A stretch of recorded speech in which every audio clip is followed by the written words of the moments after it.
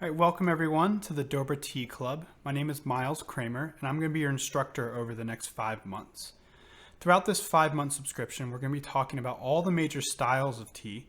We'll be talking about the history of tea and tea culture, and we'll be discussing brewing techniques to dial in your home practice. So let's begin.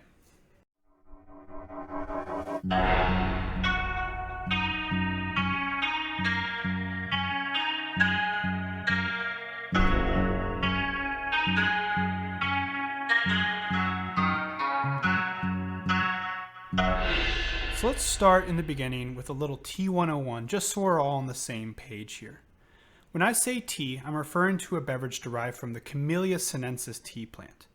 Camellia sinensis is an evergreen shrub native to Southeast Asia, and when they pick the fresh leaves, what they do after harvest determines all the different styles of tea, whether it's white tea, green tea, yellow tea, oolong tea, black tea, or Chinese red tea, heicha, pu'er tea. All these different styles of tea are differentiated by what they do after they pick the leaves. But all these different styles come from one single plant, Camellia sinensis. So you'll often hear tea used as a way to describe something just simply infused in water, whether it be different herbs like chamomile, hibiscus, nettles, tulsi. While this term is appropriate, using it to say something infused in water, for centuries, the word tea has referred to the beverage from Camellia sinensis. And so for our purposes here in this class, when I say tea, I'm going to be referring to simply something derived from Camellia sinensis. So all these different styles of tea come from just one single plant, Camellia sinensis.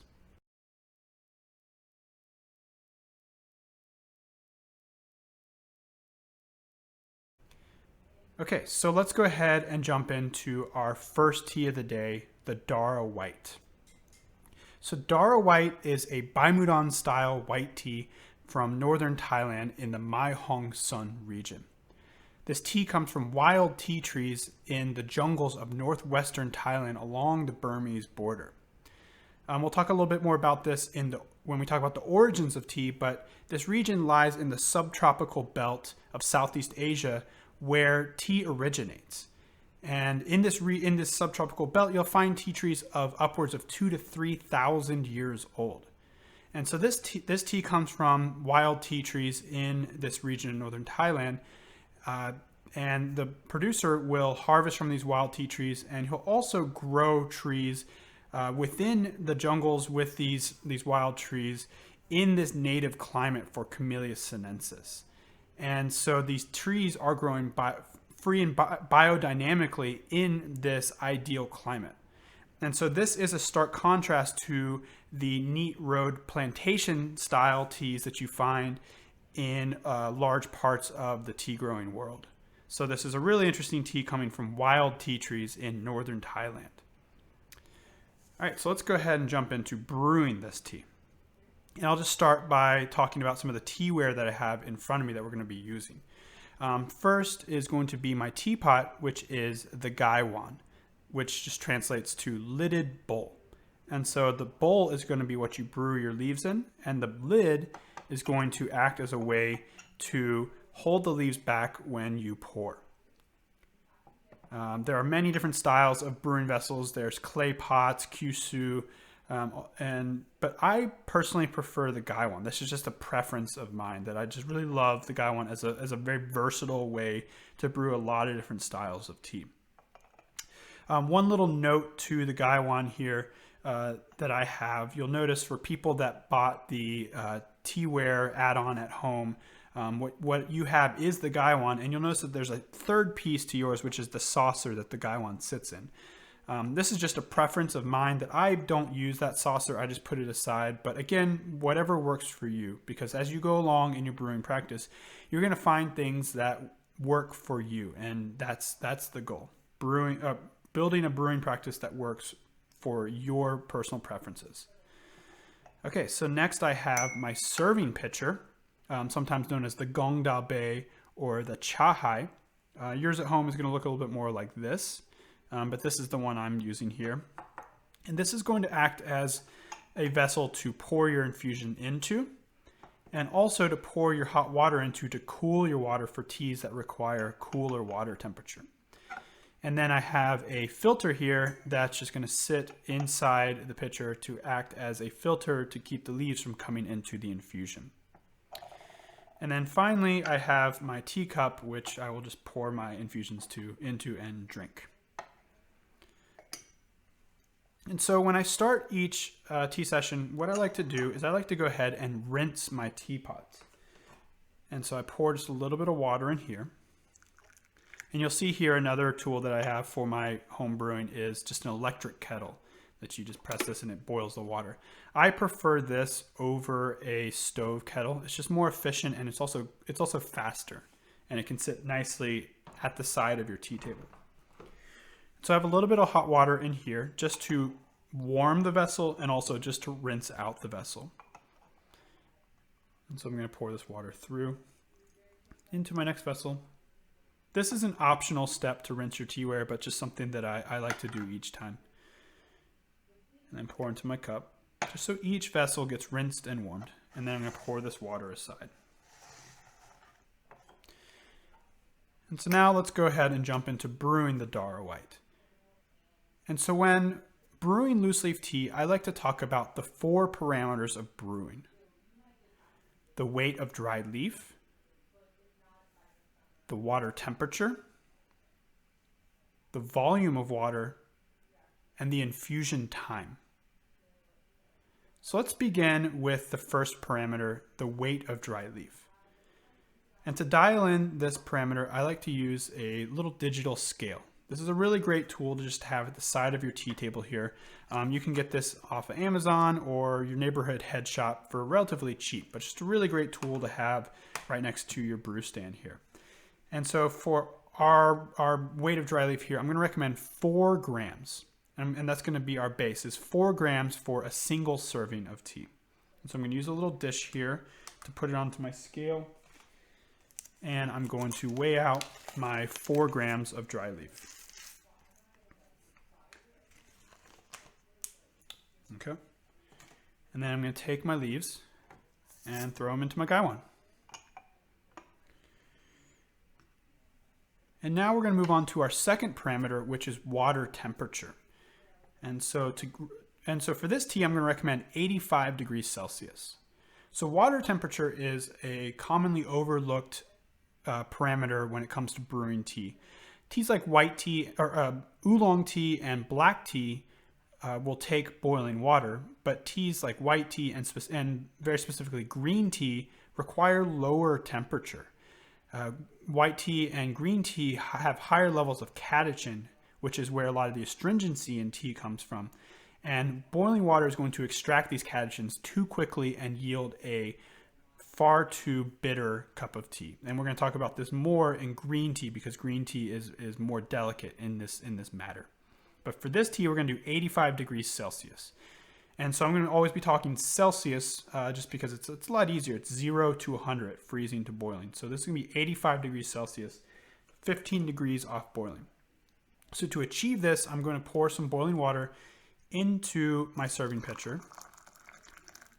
And I've also now introduced my third parameter, volume of water, which is going to be about 4 to 6 ounces.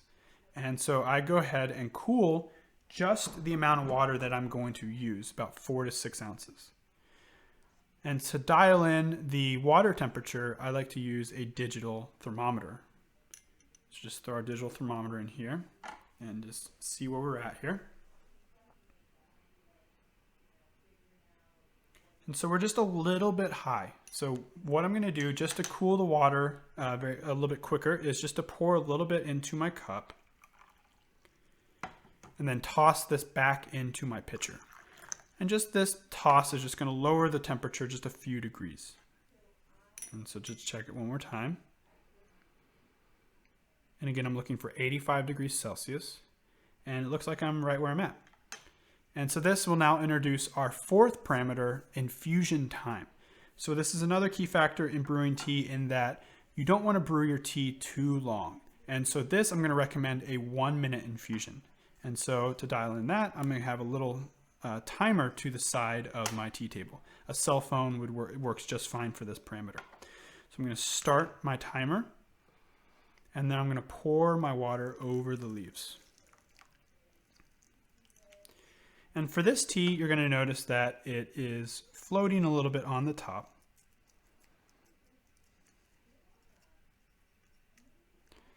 And you can just kind of gently push it down.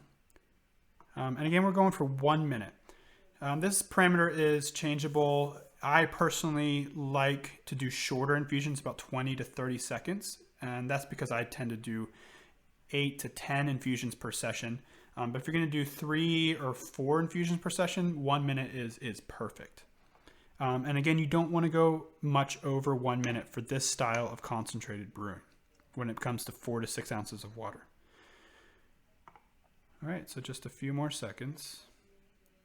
So I'm going to open the lid just slightly, stabilize it with my finger, my pointer finger here, and then grab with my 2 sides on each side of the gaiwan, put my filter over the pitcher, and pour through.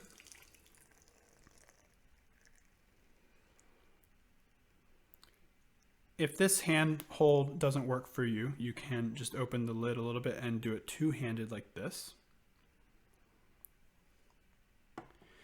And so it's nice after the first infusion just to open the lid, smell the lid, and smell the leaves. And as we go along, just kind of start to notice what the leaves look like. Because again, this is all the same plant, just Camellia sinensis. But it's nice to look at the leaves and just notice how they look different from other teas that we'll be drinking. And just kind of getting in this aroma. Sweet and woodsy. And then we're going to take a look at this infusion. Kind of pale, a little brown, a little yellow. And we'll go ahead and enjoy this infusion.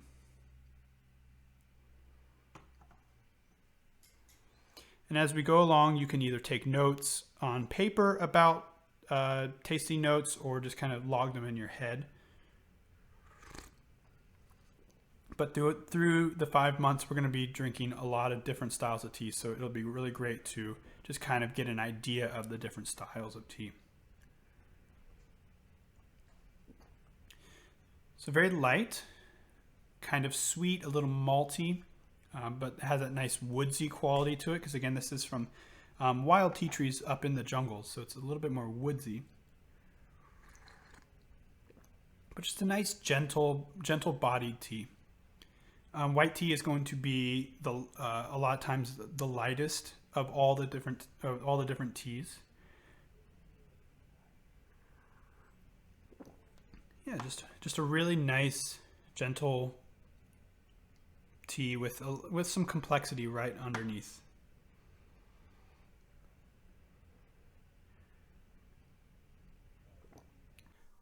All right, so that was our first infusion, and with this style of brewing a concentrated amount for a short amount of time, we're now able to do multiple infusions of this tea. So I'm going to go ahead and start my second infusion here by just cooling a little bit more water. The water can be a little bit warmer than the previous infusion, and then through the third and fourth infusion, you can start to raise the temperature where you finally will be able to pour boiling water straight on the leaves. And so, yeah, so these 4 parameters are just a guideline for your ideal cup of tea with the 4 grams, 85 degrees Celsius, 4 to 6 ounces, and 1 minute. These parameters can be changed however you like to suit your needs. If you want a stronger cup of tea, you can go up to 6 to 8 grams of dry leaf. If you want a lighter cup of tea, you can go from like 1 to 3 grams. And this is also a great way, if you're sensitive to caffeine, that you can still enjoy tea, but intake lower amounts of caffeine each tea session by doing 1 to 3 grams of tea. Let's say you're wanting to brew a large batch of tea, like a gallon of tea or something. You would raise your volume of water, and then you raise your weight of dry leaf to somewhere around 1 ounce, and you could raise your infusion time to about 3 to 5 minutes. So again, if you change one, you're going to have to kind of change others. But for this simple Gaiwan style of brewing, you stay with these parameters, and you just enjoy each infusion. And with each infusion, you're going to get different flavors out of the tea. So it's a really, really great way to enjoy your tea. I also like to enjoy tea this way in a more meditative way as well, in that you set aside, it could be 10 minutes, 15 minutes, sometimes an hour, just to connect with your breath and to patiently go through the process of infusions, of 3 to 4 infusions, and just taking this moment to settle in and relax and just connect with the moment and connect with yourself. It's a really beautiful practice.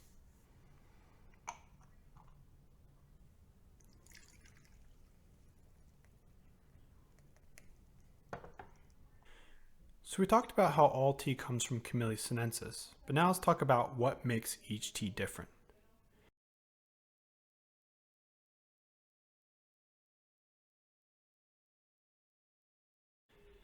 The first major factor that differentiates all the different major styles of tea is oxidation. So oxidation is the breakdown of the cells through oxygen. And so when they harvest the leaves naturally begin to oxidize. So oxidation and fermentation are often used interchangeably in this subject, but they are different processes. Again, oxidation is the breakdown through oxygen, and fermentation is a microbial process. You will find fermentation used in things like heicha and shou pu'er, but for what we're talking about here, we're talking about oxidation. And so the tea masters will do different things to either stop the oxidation in the leaf or allow a full oxidation of the leaf. So for example, green tea, they're going to add a high heat process directly after harvest to stop the oxidation of the leaf, where black tea, they're going to disrupt the leaves to allow a full oxidation. Oolong tea is going to be a partial oxidation in that they're going to partially disrupt the leaves, high heat process, partially disrupt the leaves to control the oxidation to their desired level from very light to very dark. And so white tea, what we're drinking today, is going to be partially oxidized in that they're going to allow the leaves to passively dry to completion. And so after the harvest, the leaves just simply sit until they're done, until they're dried.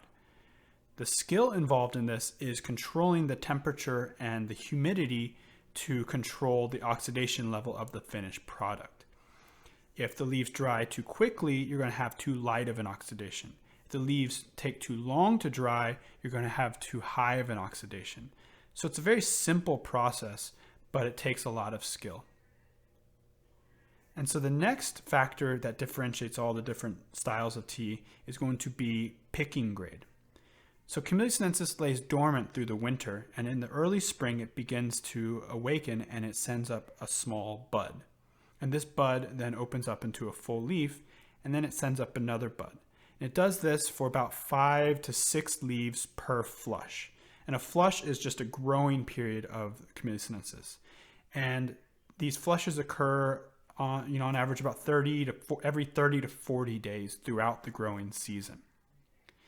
And so where they harvest the leaf from, whether it's the early young buds or the full mature tea leaves, differentiates the different picking grade of the tea. And so they're going to use all these different picking grades to determine different qualities of tea or different flavor profiles of tea. So for example, white tea is categorized by its picking grade. So the Yinzhen silver needle is going to be nothing but that young bud, where the Bai Mudan is going to be 1 bud to 1 leaf. Shou Mei is going to be about 2 or 3 leaves down the stalk, and then Gong Mei is going to be about 4 leaves down the stalk. And so this will translate to different flavor profiles and again, just different quality. The initial growth of the year, the young buds of the initial growth in the spring, is often the highest quality and highest priced teas on the market. Another thing that differentiates all the different teas is varietal. So I like to parallel this to the wine world in that in wine we're talking about grapes. But with one grape, you have hundreds of different varietals. And each varietal has different taste qualities to it, different growing qualities to it. And so this is the same in tea. Different varietals will have different leaf shape, leaf size, even colors to the leaf. And so all these different varietals will be unique to different regions of the world. And that brings in region as an aspect that differentiates all the different teas. And so region and varietal can sometimes go hand in hand because certain varietals are bred to grow in certain regions. And so each region has its own unique terroir or quality to the environment that it grows in. And so there will be certain varietals that will grow better in higher elevations and certain varietals that will grow better in lower, warmer elevations. And so each region and varietal will translate into different flavor profiles, which will yield hundreds of different varieties of tea. And finally, production steps. So we have a basic formula for what makes white tea, green tea, oolong, black tea, so on. But just like a chef, one chef cooking one dish and another chef cooking the same dish, they're going to have subtle differences in their steps of cooking, the same way that each tea master will have subtle differences in their production steps. And they may be producing the same tea, but these production steps will be different, and so you'll have unique teas. And you may even have the same style of tea, like green tea, for example. The famous Longjing is a green tea, and they use a pressing motion in the heating process, where Bilo Chun uses a tossing and a rolling process, and they are both green tea, but this division in production steps creates two different teas. All right, so with all of these, you have the single plant Camellia sinensis, and then with all these different branches, you then have hundreds and hundreds and hundreds of different teas out there with all kinds of different variations. And so over the next 5 months, we're going to explore this spectrum of flavors through all these different teas. Okay, so let's go ahead and move on to our second tea of the day, the Ya Bao. So go ahead and take a look at this tea. This is a really interesting tea to look at. It looks almost like little fishies. It's really cool. So this is a white tea from the Yunnan province of China. And this comes from wild tea trees. And what is unique about this tea is that, so most tea comes from the apical bud, the top bud of the stem, and that is what continues to grow into different leaves. This comes from the axillary bud, which is further down the stalk and further down the stem. And these axillary buds, when they mature, they turn into stems. And so Ya Bao comes from these axillary buds from wild tea trees. Really cool, really unique. This is a kind of a one-of-a-kind type of tea on the market. So let's go ahead and get our 4 grams of this tea.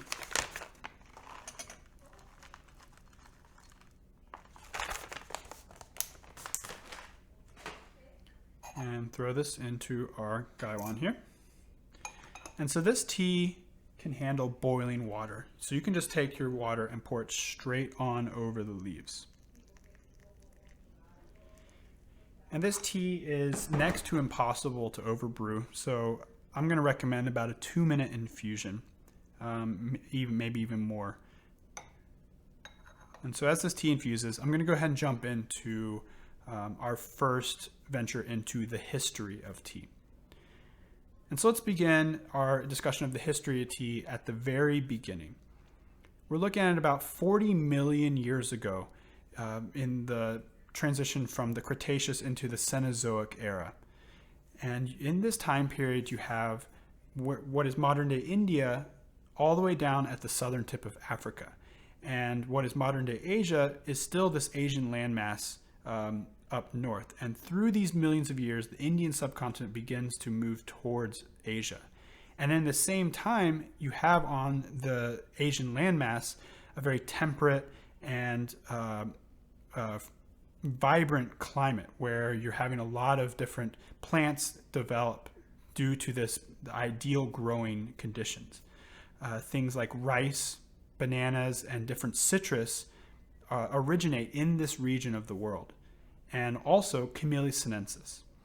So you have early ancestors of Camellia sinensis developing a few million years ago, and then around about a million years, we're not exactly sure at what point, and we're not exactly sure exactly where you have Camellia sinensis develop.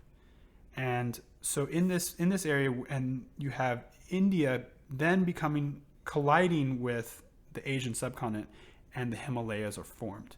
And then the eastern Himalayan corridor, which is modern day Southeast Asia, you have Camellia sinensis beginning to develop. And you also have, with the development of the Himalayas, land beginning to stratify, areas becoming higher elevation and areas becoming lower elevation. And here's the beginning of Camellia sinensis, where certain plants are in higher elevations and certain plants are in lower elevations. You start to see this diversity of Camellia sinensis develop. The story goes for the first human interaction with Camellia sinensis is the story of Shen Nong, the divine farmer. Shen Nong was a noble that would not wander the countryside, tasting all the different plants and herbs, and he would catalog them to say how he felt or what it did for his body. And it said that one day he was sick from the poisons of 40 different plants, and so he decided to sit under a tree and boil some water. And he fell asleep. And while he was asleep, some leaves fell in the water and boiled in the water. And when he awoke, he drank the water and he was cured of his poisons. And what he had drinking was tea. And so it's said that that was the first human interaction with tea. When we look deeper into the story, we start to see that this is basically myth. It's way more myth than it is reality. And the time frame of this is about 4,500 years ago. So when you think about it, with humans, with Homo sapiens entering into Southeast Asia around 40 million years ago, 40,000 years ago, and Camellia sinensis growing in this region, you would think at some point in that 40,000 to about 3,000 years ago, humans would start to interact with the tea plant. When exactly they started to interact with the tea plant, again, we're not sure. But my guess would be somewhere around 10,000 years ago. It's just a loose guess. It's not really based on anything, but it would just a speculation, about 10,000 years ago. But there is more evidence that you start to see human interaction around 4,000 to 3,000 years ago. And these are just wild tea trees. And the first consumption of tea was not drinking tea. It was actually eating the tea. They would either pickle it or put it in kind of a primitive salad where they would just eat the leaves. When they began drinking the tea, they would just throw tea leaves into a cauldron and just boil it as kind of a soup. And tea was used as a supplemental additive to their diets. And so early tea was used simply as a medicine, as a vitamin in their diets. And so at this point, again, they're just interacting with wild trees. And so when does human cultivation of the tea plant begin? The story goes of this is that the monk Wu Li Zhen on Mengding Mountain outside of Ya'an in the Sichuan province of China about 2,000 years ago plants 7 tea bushes in a temple on Mengding Mountain. And to this day, you can still visit this temple and see these 7 tea trees. When we look into this story, again, we see it materialize more as a myth than fact. When we look at the history, we start to see that it is true that human cultivation began in this region of the Sichuan province of China, but by the Ba and the Shu, who were conquered by the Qin dynasty about 3,000 years ago. And so the Ba and the Shu were starting to interact with tea in a way of cultivating it for their own use. And then when China conquers this region, conveniently, this is when you start to have this story of Wu Li Zhen on this timeline of human cultivation. So to recap that, basically we have tea originating native to Southeast Asia through the Assam River Valley, northern regions of the Assam River Valley, Burma, northern Thailand, Laos, Vietnam, and modern Yunnan province of China. And so, and one note here, it's often credited that tea originated in the Yunnan province of China. And again, this is not quite accurate in that it could have been in this kind of whole swath of area. Another thing to consider is that the Yunnan province of China was not always part of China. This was also a region of the world, the outside of the Chinese Empire. But then with the Qin dynasty into the Han dynasty, you have tea becoming developed and cultivated in China, and you have the beginnings of this human tea drinking and tea culture. And so next time we'll talk about how with human cultivation in the Sichuan province of China and the movement east in China, you have the emergence of a true tea culture in China, and how China was the forefront in the development of tea and tea drinking. Okay, so I'm going to go ahead and sip this tea real quick and just throw out a couple tasty notes of this tea before we finish here. So this tea is, it's very light, but it's got this amazing sweetness to it. It's almost nectar quality to it. It's a very light and refreshing tea. You can see the infusion's almost clear, but has just this very light, opaque quality to it. And you can see the fresh leaves. Very little has changed with the leaves. They basically just kind of stay in their own little form here. Yeah, very nice. All right, well, so that brings us to the end of this part 1 of this 5-month subscription. So thank you all for tuning in, and thank you all for signing up for this. If you ever have any questions about anything, feel free to send me an email. If you do need to FaceTime or Zoom or talk on the phone about any question, don't hesitate to reach out to me. I'm always available to help you out with any question, or if you want to dive deeper into anything, just please let me know. So, all right, well, thank you, and I'll be sending out the next batch of tea in the beginning of February, and then I'll be sending out another video soon after. So, all right, I'll see you next time.